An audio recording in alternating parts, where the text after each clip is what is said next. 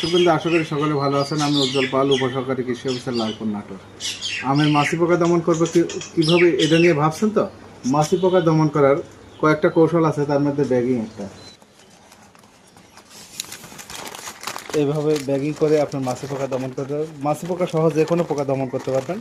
এছাড়া এই যে হয়ে গেল আর একটা জিনিস হচ্ছে যে আপনার ফেরোমন ফাঁদ, যেটা এরপরে আমি দেখাবো। ফেরোমন ফাঁদ সেট করেও কিন্তু আপনার মাছি পোকা দমন করতে পারেন। এটা একটা 12 মাসি কাটিমন জাতের আম। দেখেন এদিকে আমগুলোও বেশ বড় হয়ে গেছে, আবারও কিন্তু মুকুলে যে গতিগুলোও হচ্ছে।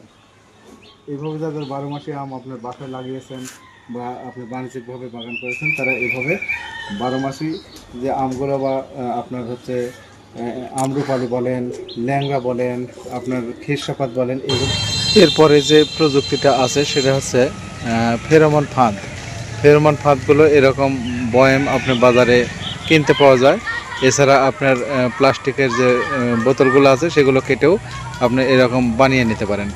দুই পাশে তার দিয়ে বেঁধে তারপরে ওর ভিতরে লিওরটা সেট করে দিয়ে আপনি গাছে যদি ঝুলিয়ে রাখেন এবং নিচে ডিটারজেন্টযুক্ত পানি ব্যবহার করলে আপনার এই যে লিওরটা লাগানো হলো, এই লিওরটার ভিতরে যে গন্ধ থাকবে সেখানে পুরুষ পোকা আকৃষ্ট হবে এবং পুরুষ পোকাগুলো মারা গেলে পরবর্তীতে আর মাছি পোকার নতুন হবে না।